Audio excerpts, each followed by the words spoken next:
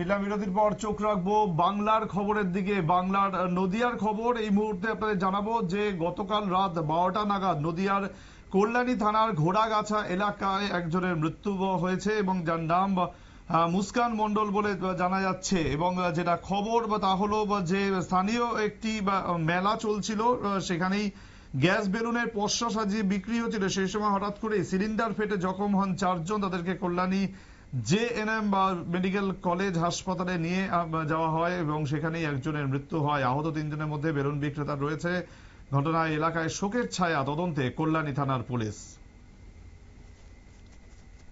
হয়েছে 12টা থেকে 12টা 10-15 মধ্যে।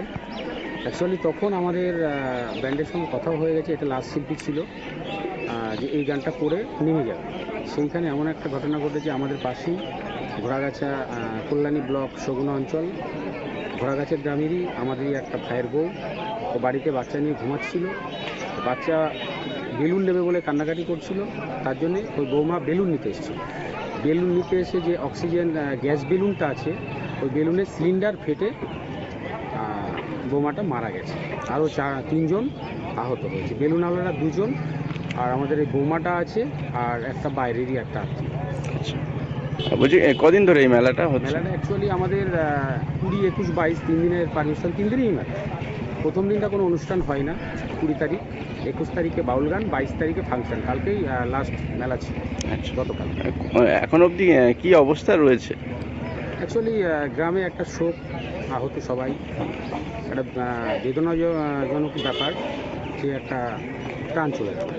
কজন মানে মারা গেছেন? কজন? একজনই মারা গেছে, 3 জন এখন হসপিটালে ভর্তি আছে। আমরা গতকালকেই আমরাই নিয়ে গেছিলাম হসপিটাল। শুনতে পেলেন বাংলার নদিয়া জেলার বা কল্যাণীর যে ঘটনা, অত্যন্ত মর্মান্তিক। গ্যাস সিলিন্ডার বা বিস্ফোরণ হয় এবং সেখানেই একজন বা তরুণীর মৃত্যু হয়, বা এটা গ্যাস বেলুনের একটা সিলিন্ডার ছিল, সেখানেই আরো 3 জন আহত হয়েছেন। সময় আরো একটি বিরতির, সঙ্গে থাকুন।